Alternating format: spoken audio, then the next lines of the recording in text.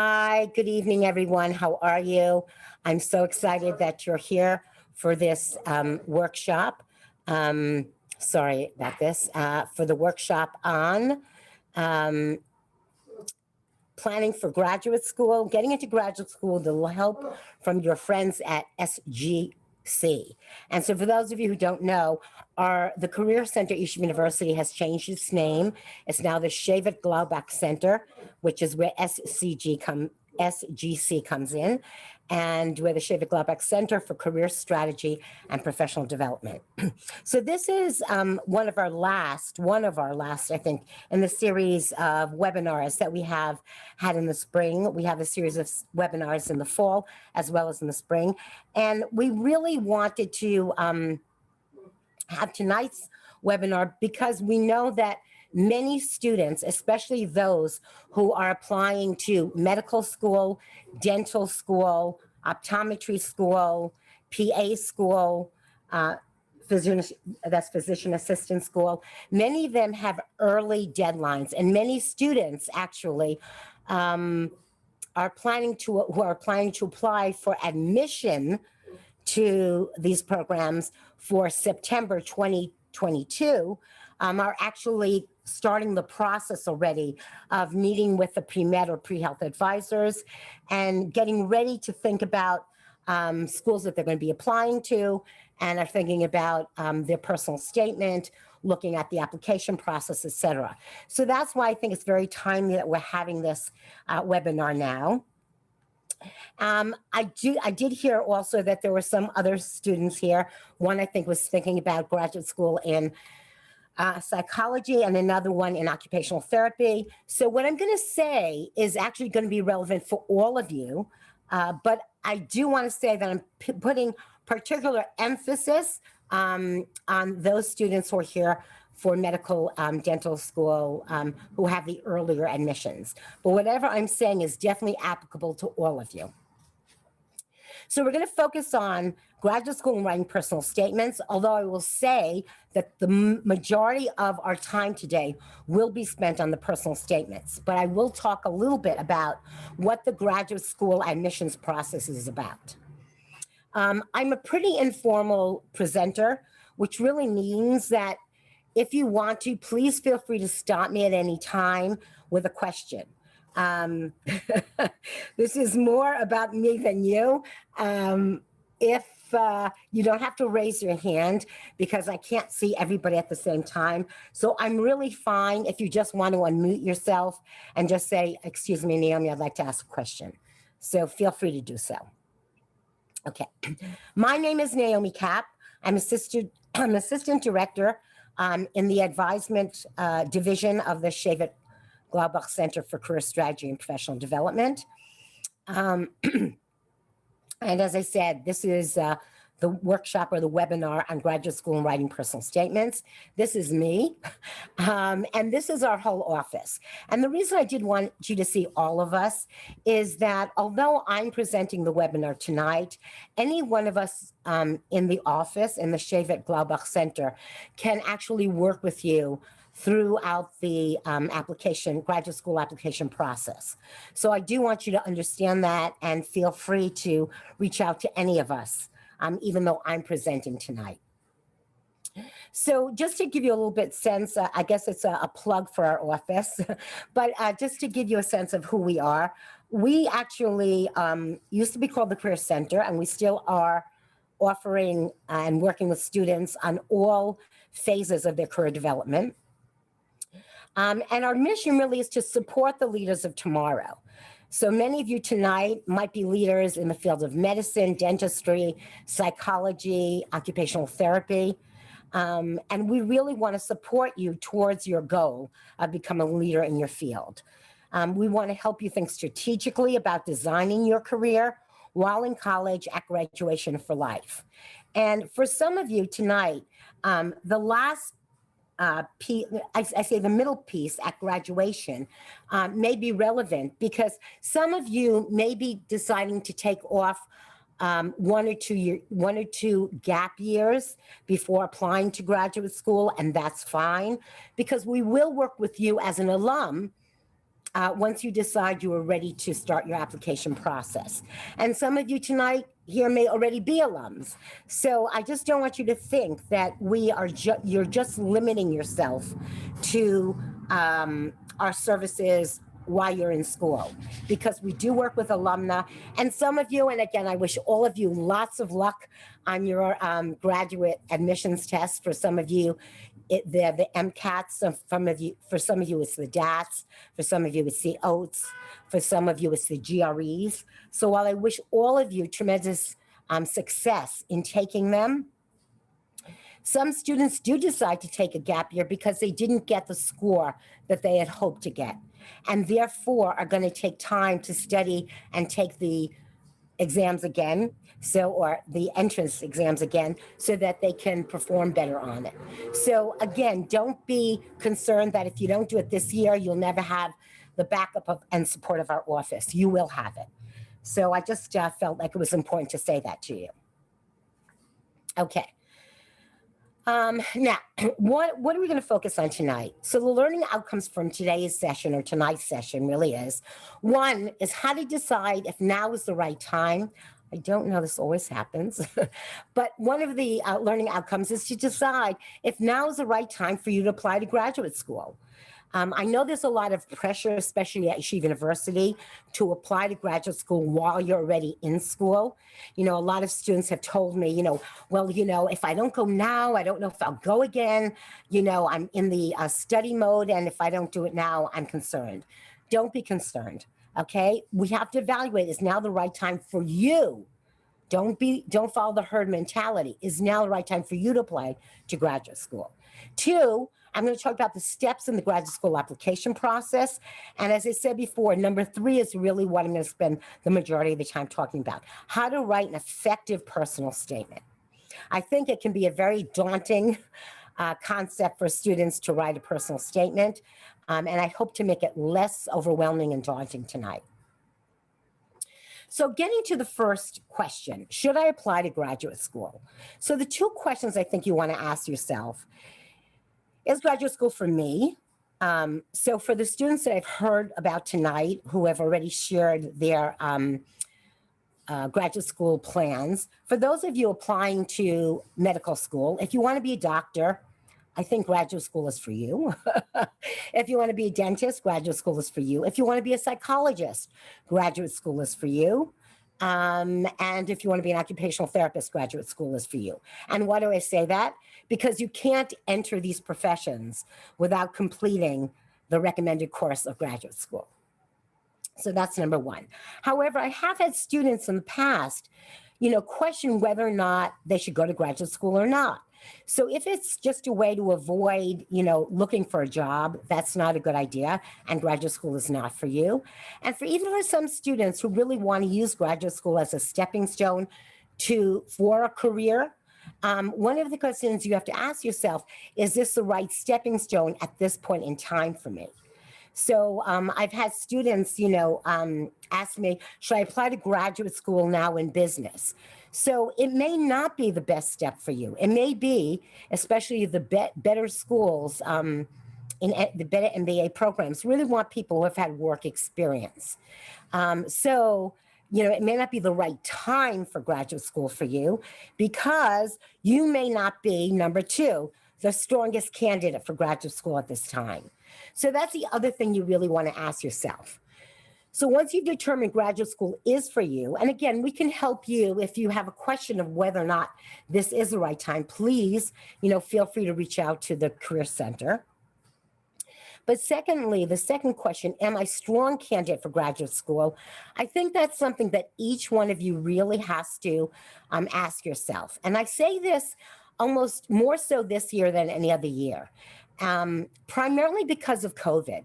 Many of you I know had planned last summer or even last year to do a lot of your volunteer experiences, to get a lot of your patient or healthcare experiences under your belt, to have shadowed many people, to have done research.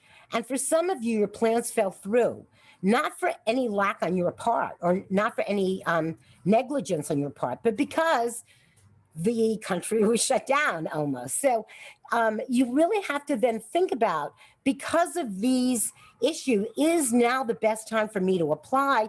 Because am I a strong enough candidate now to get into a highly competitive program like medical school, dental school, graduate school in psychology? If I have not met the prerequisite coursework or the prerequisite volunteer work, or the prerequisite shadowing work, or the prerequisite patient care work. So I really think this is really critical for you to ask. I will tell you just as an aside, a story that I hope will bring it home. I had a student, this was last year, who decided to apply to graduate school in psychology, for the student who's interested in the PhD or PsyD in psychology. And he really did not have a strong enough credentials. And when he met with me, I said, do you want me to be honest with you? And he said, yes. I said, I really don't think you are a competitive enough candidate right now. You came to this decision a little bit late in your college career, which is fine. Some people don't come to the decision to enter graduate school actually till, they've been working for 4 years or 5 years. Doesn't mean they made a mistake. But if that's your situation, if you made this decision later on in your college career and you didn't have enough time to get in the hours you need for shadowing or clinical hours or research hours, then again, I know that's not something you want to hear, but my suggestion is take a gap year. Make sure you then complement what it is that you're missing in terms of your requirements for graduate school, and use this year to then make sure that you have enough patient hours, enough research, enough shadowing, then to make you a competitive candidate. Okay, so that's really, and again, if you're not certain, there are a couple of people you can ask. There's a pre-med advisor you can ask, there's a pre-health advisor, there's a career center. All of us, and even your mentors, let's say within your major, whether it's the chair of the psychology department or the chair of the biology department that you may have had developed a very close relationship with, please ask them for their feedback. Are you a strong candidate? Okay. Now, which I hope all of you will have, if your answer is yes to both questions, that this is the right time for you to apply and you are a strong candidate for the graduate school you're interested in, then let's just look at the process by which you actually start the graduate school admissions process. The first step is obviously to investigate schools. So I know that the pre-med advisors are excellent at helping you navigate what schools you will be able to apply to given your MCAT score and your, or given your DAT score and your GPA. But you yourself, even before you get to that, I know many of you have not yet taken your MCAT, not yet taken your DAT, or not yet taken your GREs. And if you haven't, you can still begin investigating schools. So one of the questions you want to ask yourself is, what geographic location do I want to limit myself to? If there's no geographic location that limits you, what are the quality schools I want to go to? What are the size of school I want to go to? What is the class makeup that I want in a graduate program? And finally, financially, what financial restrictions might I have as I'm looking into which schools to apply to? So investigate schools. Number two, don't think you're in this alone. Use the resources at Yeshiva University, whether it's the Career Center, whether it's professors, mentors, advisors. Know that you're not in this alone, that we can all give you feedback on, are you choosing the right schools, and are you considering the right factors in looking at those schools? 3, all of you at this point or most of you at this point, will have to take some kind of graduate admissions test, whether it's the MCAT or whether it's the DAT or the, as I said, the OAT or the GREs. So the first thing you have to do is look at which admissions test is required for your graduate program. And then you have to set a time aside to study for it. And it's not a simple task, which I know many of you are aware of. Many students ask me, should I take a prep course? And I think that's a very individualized decision. They are expensive. Many students, though, see it as an investment in their future. So they see it as a wise investment. I'd say one of the ways to gauge if you should take a course and what course to take is, number one, are you a self-motivated studier? If you are, then it is possible that you can create a study plan for yourself and motivate yourself to stick to that plan and be able then to achieve your goals. For those of you who know that you are not the best self-motivator, then I would say having an outside source to keep you responsible and accountable, I think is a good idea. And that's what these prep courses do. They make you accountable to someone. They create the structure that you can't create for yourself. And that's helpful. And some of you even may decide to hire private tutors. Again, there's no right way to do it. You have to assess yourself what works for you. And one of the ways to assess that is think about how well did you do on the SATs? How well did you do on the ACTs? How did you study for them in order to do put your best foot forward? That will give you a sense of whether or not you need, to replicate that story of success for yourself. Then use the same strategy. If you were not that successful at those tests, then you really might want to think about investing in a course. And get recommendations from professors, from seniors who are graduating now, who are going on to graduate school. They can tell you what courses they found were most helpful.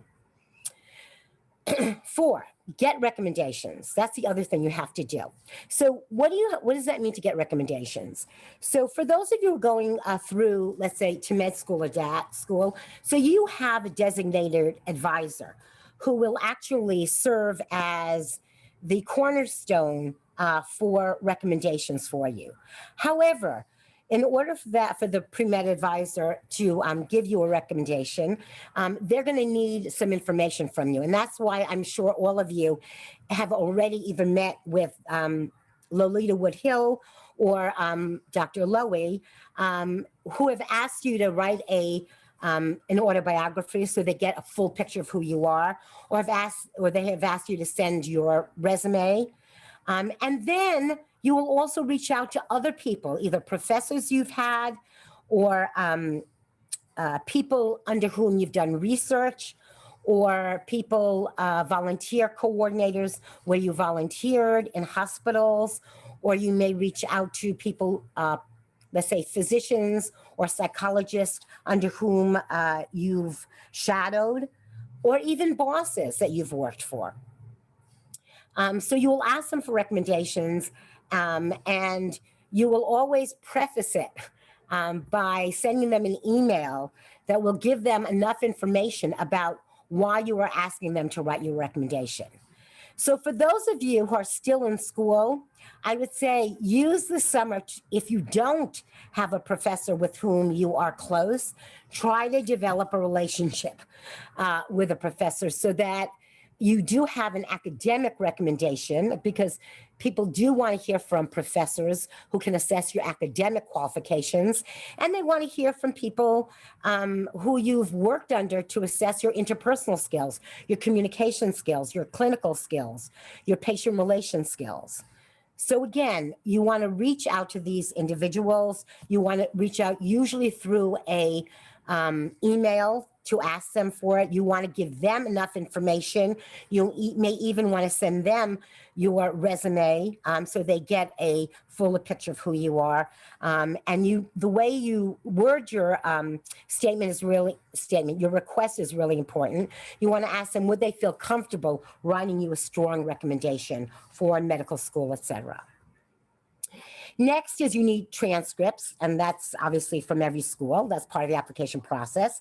And with transcripts, it's really important is you need to get a transcript from every school you attended post high school.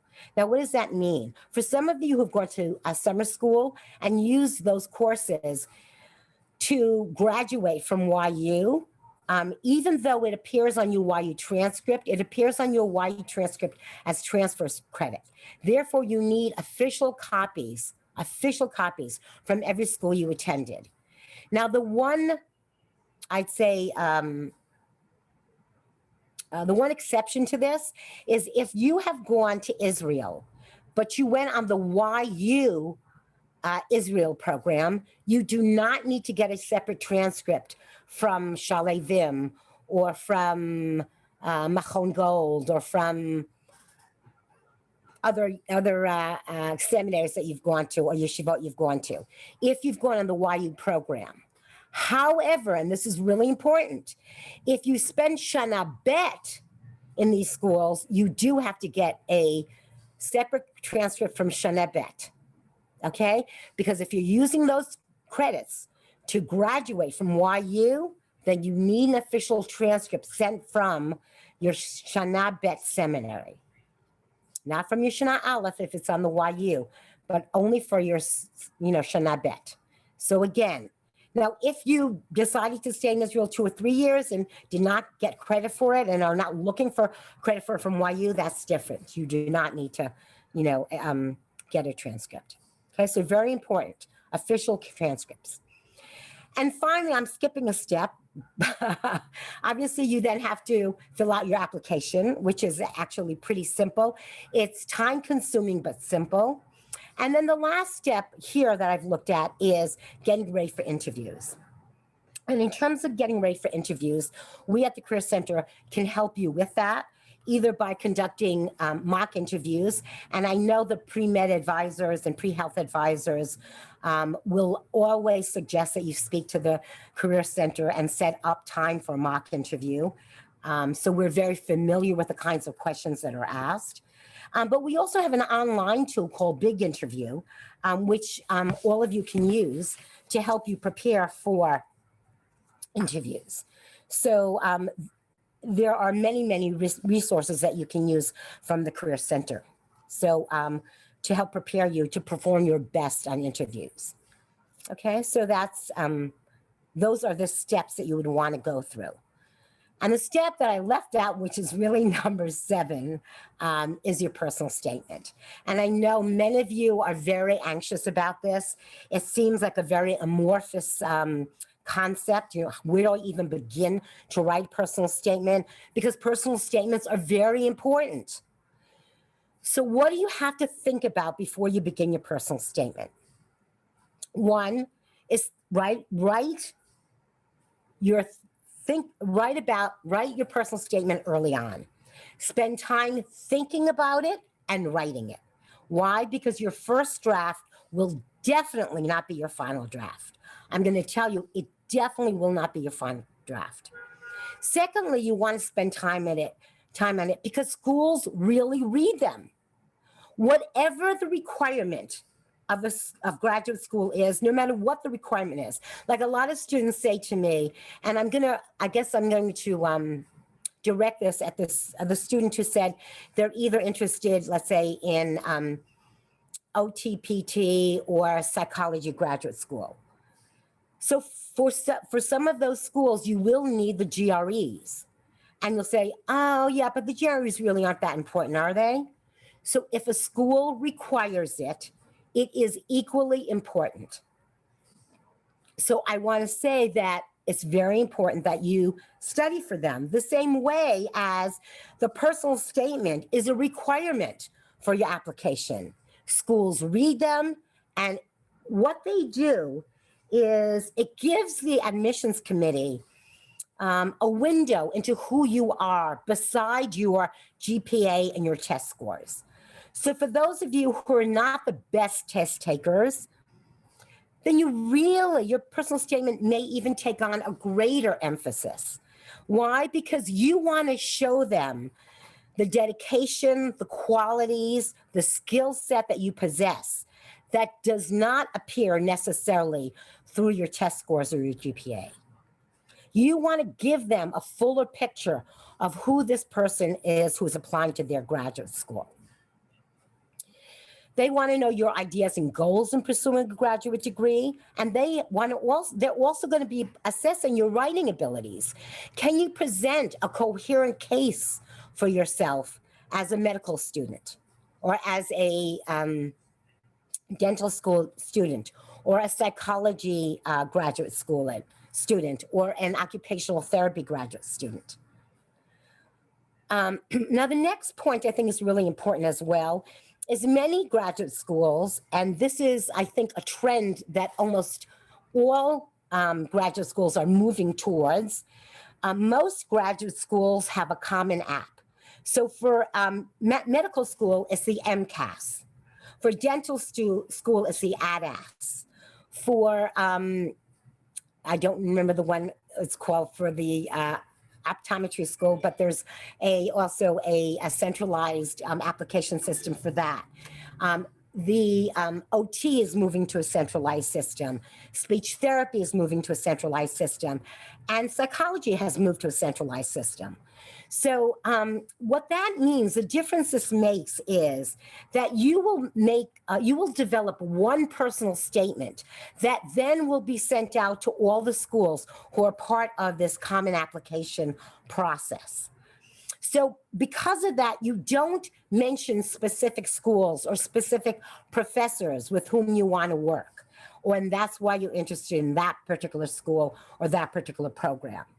This is a common app, so you want to make your statement on why medical school, not why that particular medical school, or why psychology graduate school, but not why that particular program.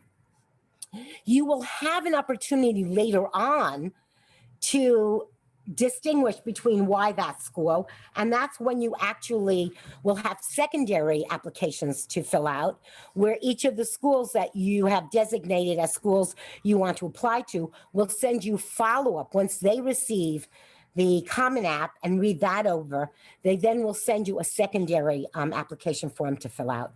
And there you may have a separate personal statement. You may just have selected questions to answer. So again, that's where you'll specify why that school and why, and ideally, let's say, why that school based on professors or based on an orientation they propose, etc. And that's particularly true for students who are interested, let's say, in graduate school in psychology. I know someone mentioned it earlier that they were interested in that. So you want to actually, the more academic the program, in the secondaries, you want to make sure that you highlight what professors on their faculty you want to work with, because that is why, in your secondaries, why you're choosing that school. And finally, make sure you know the character or word limit before you actually begin your personal statement. Not because I always say, not because it's going to affect your first draft, but it's going to affect your final draft. Okay. Any questions up to this point about just before you begin? Okay. So what is the dreaded personal statement? Okay. It's made up of two words, personal and statement. So it is personal. It has to be about you. Even though you may decide to talk about, let's say, a mentor who had a great influence on you, your personal statement cannot be about the mentor.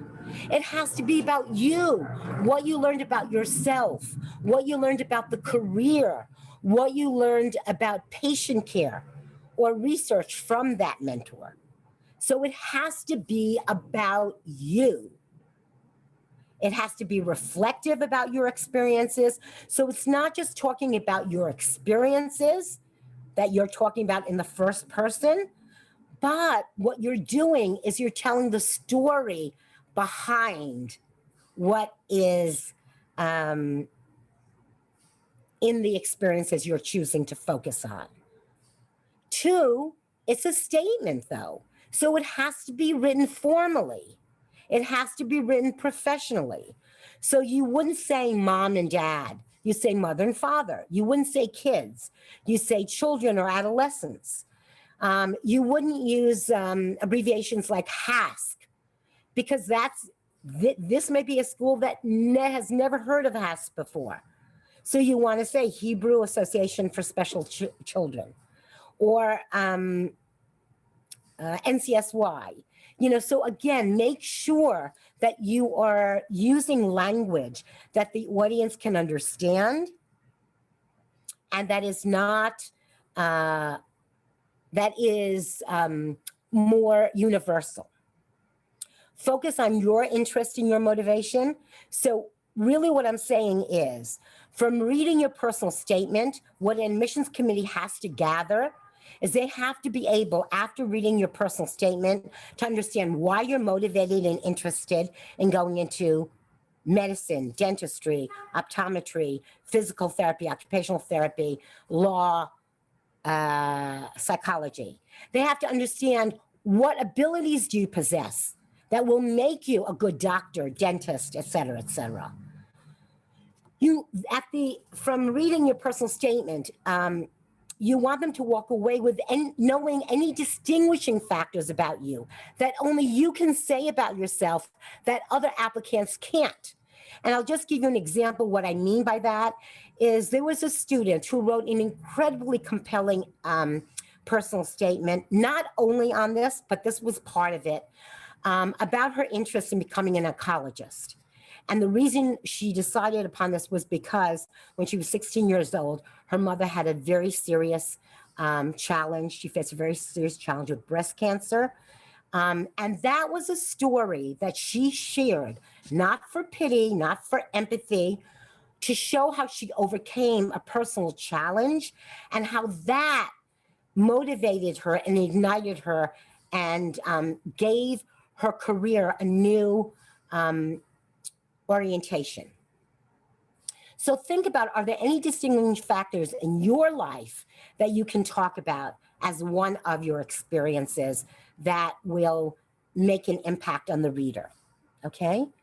And finally, after reading over your personal statement, the audience has to understand, why are you a good fit? So they have to come away with, oh, yes, this is the kind of person we want to have in our program. Why? Because I think she'd be a great fit. She has all the qualities we're looking for. I see she has the motivation, the interest, and I see she's gone through certain things in life that have really encapsulated why she would make a great doctor or a dentist. Again, I'm using that just as a general career. But it could be a great PA, a great nurse. Okay, so now, so writing your personal statement. So you want to approach writing a personal statement in the same way you would approach any writing assignment, okay? You want to understand, who is my audience? What is the program looking for? So I said before, when I say the program, I mean all dental programs, or all medical school programs, or all psychology programs. How can I appeal to the requirements of these kinds of programs? And did I answer the questions well enough? So I think that one of the things that are really important is, when you're writing, you need to approach the assignment with a professional tone. So you don't write as if you're speaking to a person. You write as if you are writing a research paper, in the same level of sophistication and professionalism. I think that you want to make sure you understand what medical schools are looking for, what dental schools are looking for, and be able to focus on the criteria and the strengths that you've developed through seeking to choose 3 experiences that you think highlight those criteria and strengths best.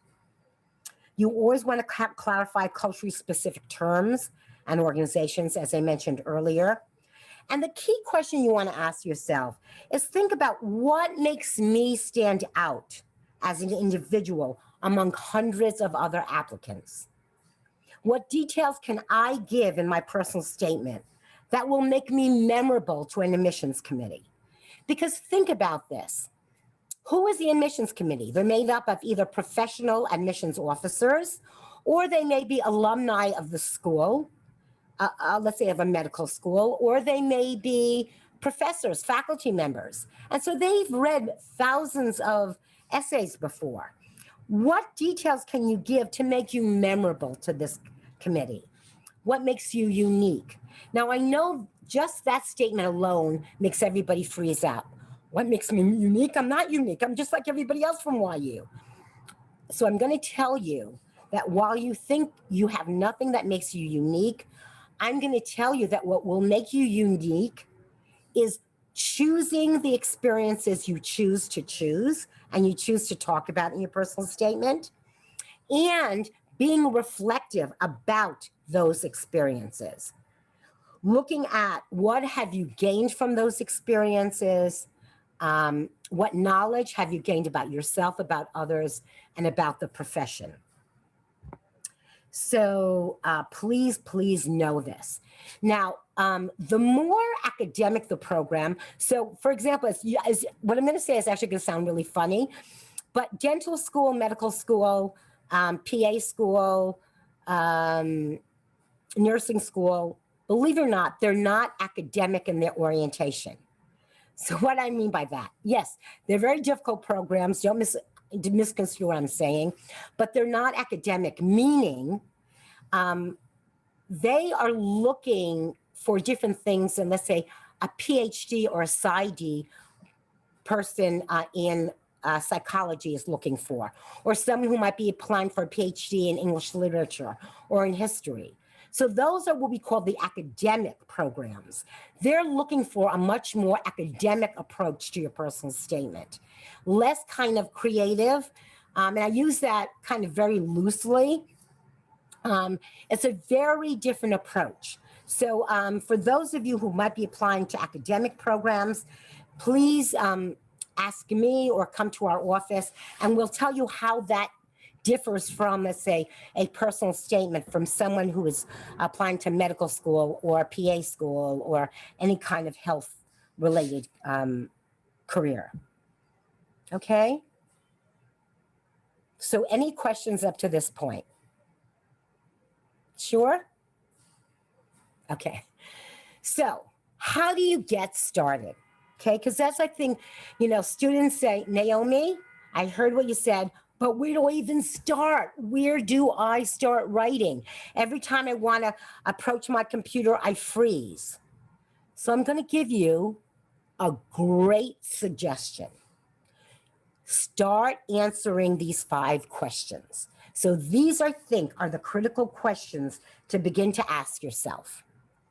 Number 1, why medical dental law graduate school that you've chosen?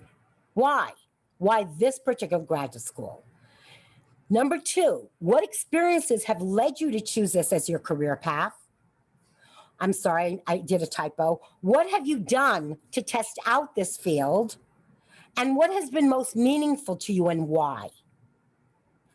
And the reason you're going to ask that, first, you're going to look at all of your experiences. And then you're going to look at, well, which ones are most meaningful to me and why? And the reason I say this is that in your applications, graduate schools are looking for depth, D-E-P-T-H, not breadth, B-R-E-A-D-T-H. So they're looking for someone who can be introspective, who can know what are the key experiences that have really shaped their decision.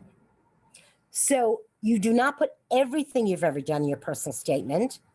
You may start by doing that, looking at all your experiences, but then you whittle it down to no more than 3 that have really been the most meaningful for you. Then number 3, some students, by the way, and I've had this even in medical school, especially those applying to MD, PhD programs. So sometimes they've been motivated to go to graduate. Remember we said they want to understand your motivation? So some of them have been motivated because of academic work that they've taken. So for some of you, it's certain courses that really have led you to apply to graduate school. So look at what have been your favorite courses and why, and how may they have influenced your decision to pursue this career that you've decided to pursue. And number 4, ask yourself, what do you consider your greatest strengths? What do you consider, what do you consider your greatest strengths? And how will these strengths make you a better doctor, dentist, lawyer, or other psychologist, occupational therapist, etc.? So this is where you start. Now, one of the things I have to ask you to do, and number 5, I'll just say number 5, is what you want to do in the end is ask yourself, what did I learn about myself, others, or my future career from each experience that I chose to talk about, and why me? Why should a school want me? So one of the things that I found most helpful, and when we were in person, we actually did this as part of the workshop, and that is we had people pair up. So in previous times before last year, because last year was the first time we did this via a webinar kind of format.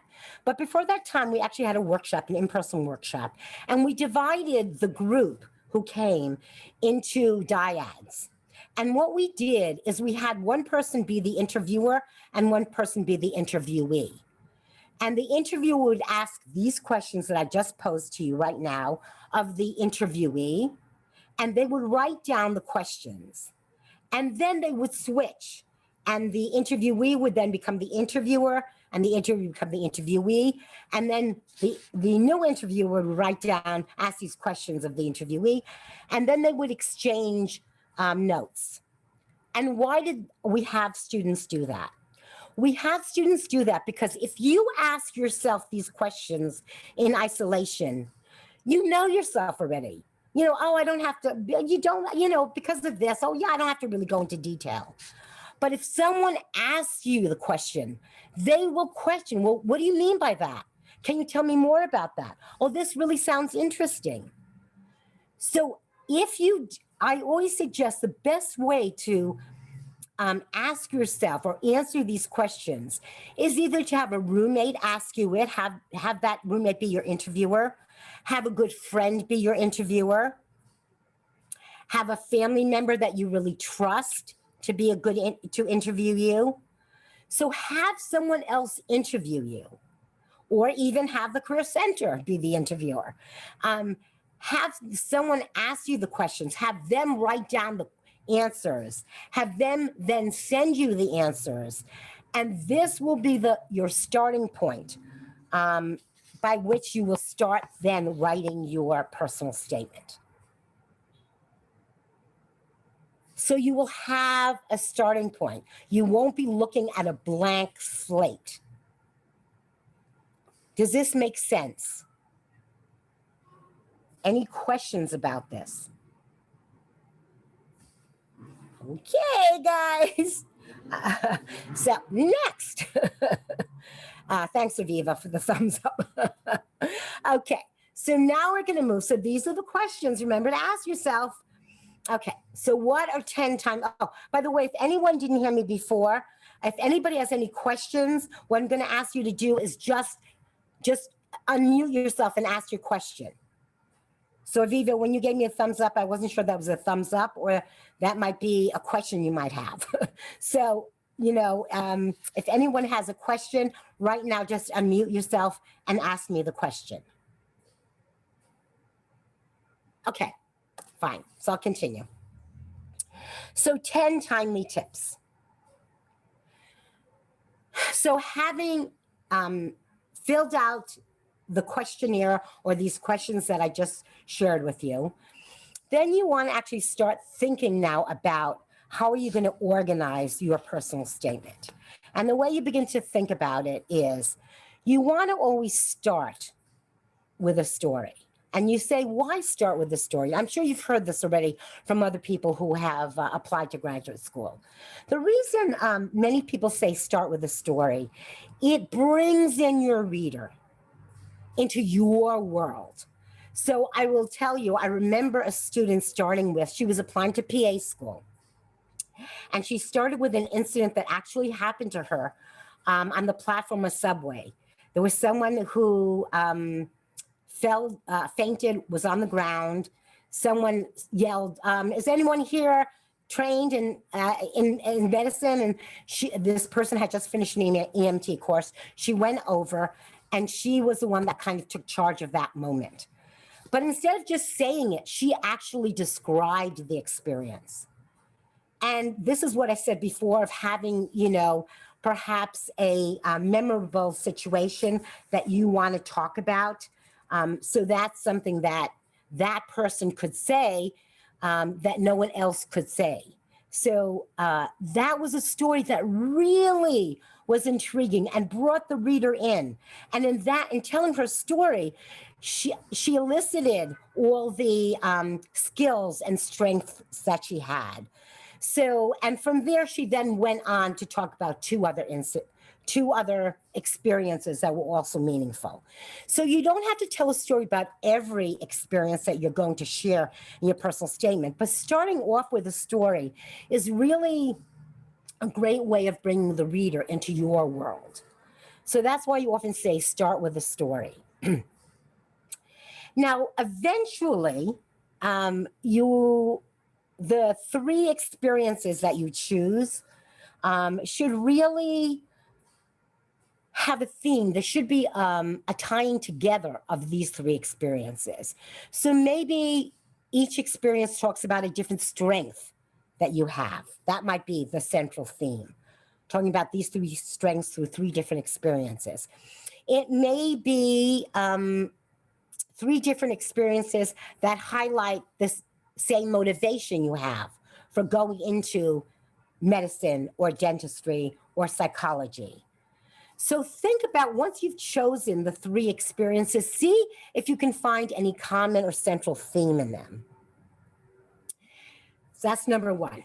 Number two, talk about yourself.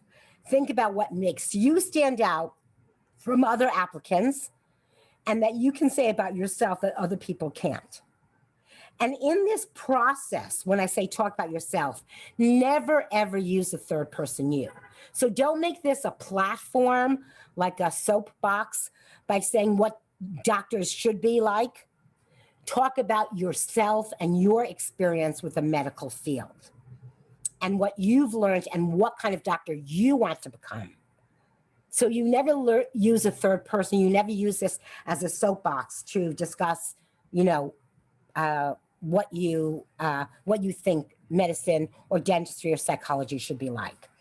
Always use regular language. So I did say it's a formal piece of writing, but don't have a thesaurus out next to you and use these unbelievable words. I will tell you, I once read a personal statement, and I have to say I was thoroughly shocked. I didn't understand what half of the words meant, and I knew she was not using the words properly. So again, just because you're using words from a thesaurus does not make them accurate or appropriate. So again, make sure you use regular but formal language. Clarify culturally specific terms, as we said, and use specific language. And what I mean by using specific language, don't say I always wanted to be a doctor. But say, and again, this is something that a story a student really shared. After my grandmother's heart attack, that is what solidified my decision to become a doctor, even though I had thought about this career previously. Do you know what I mean? So don't use things like always or never. Those are two blanket statements, a blanket statement. Use specific language. Avoid cliches, platitudes, quotes. Never use quotes. I know everybody always thinks, oh, I'll start with this great quote from Albert Einstein. No, Albert Schweitzer, no. I don't care who, or even a baseball player. Don't waste your space with quotes, platitudes, or cliches. You only have a certain number of words or a number of characters and spaces. Use that carefully. Don't sound too casual. Again, you're not speaking to someone, you're having someone read a formal piece of writing. Choose key experiences, strive for quality, not quantity. So I said they're asking for depth, not breadth. Show, don't tell. So again, don't say I'm very empathic or I'm a great listener. Show it through a story that you're going to share with them. Be absolutely truthful. Do not make up something that did not happen. Please, it will come to bite you in the tushy later on if you do. Trust me. On interviews, trust me, if you can't back up with what you've talked about in your personal statement, it's a kiss of death. So be absolutely truthful.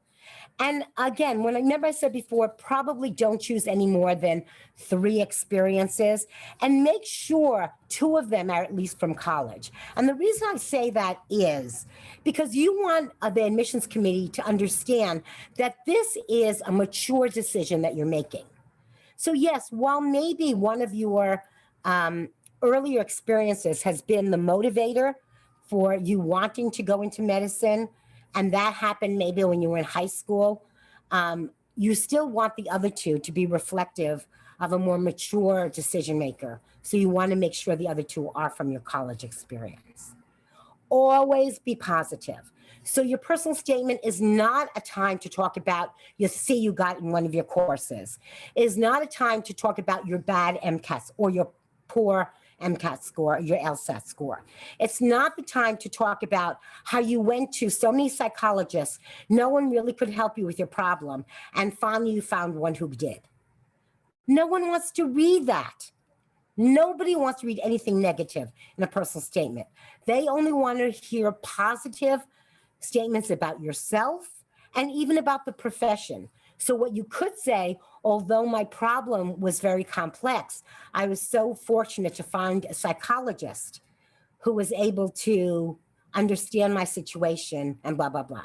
So start with the positive point in that process. So what you're doing is you're writing. Then you can worry about creating a strong introduction and creating a strong conclusion. But don't worry about it having to be perfect the first time. Sometimes you write the body and then you come back to the introduction and conclusion. Because in writing the body, you may see kind of alliances you didn't see before, or you may see themes you didn't see before. And that's why we say, give yourself time to write, get feedback, but don't show it to too many people, because you know what they say, if you have too many people taste your product, you'll have 50,000 different, comments. Show it to 2 or 3 people who you really trust, who you know something about writing personal statements, and show those 2 or 3 people, take their feedback into serious consideration, and then finally proofread everything that before you send it out. There should be no typos. It should be your best work. Any questions about this?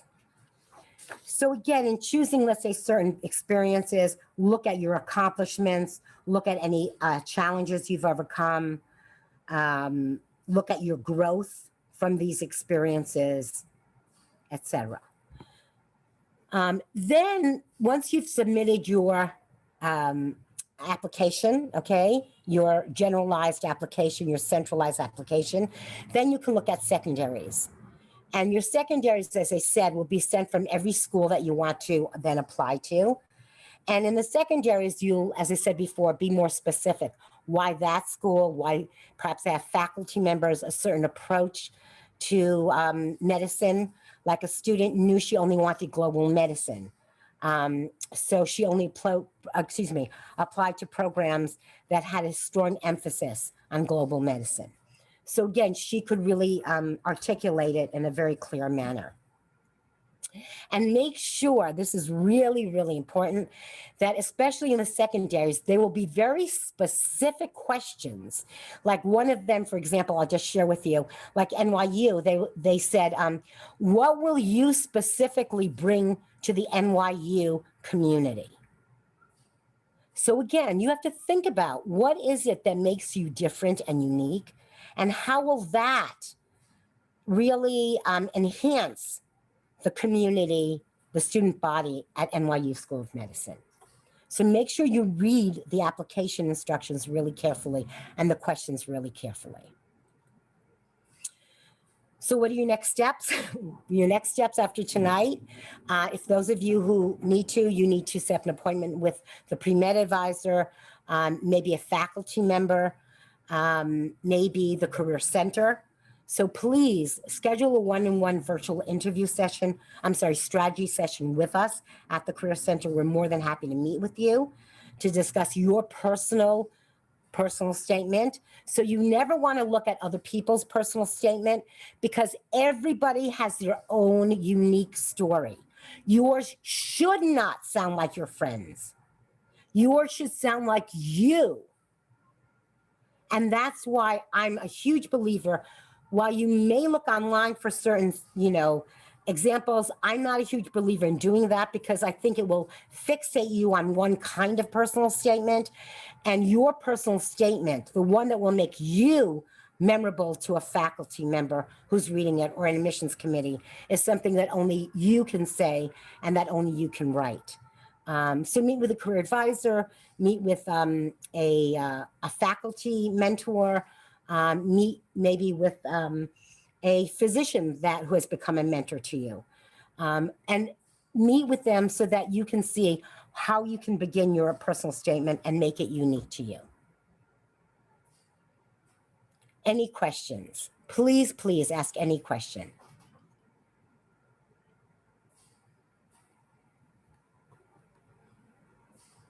No questions? Sure? Okay, so I'm not one to put anybody on the spot, so I will not ask for your questions unless someone has, again, anyone has a burning question? Sure? Okay, so I want to wish you all much luck as you begin the process. Know that we, the Career Center, the Shevet Glaubach Center, is here to support you through the process, and that we wish all of you luck, both on your admissions tests that I know are coming up, and many of you are really very obsessed about, and understandably so, or preoccupied with, which is, again, understandable.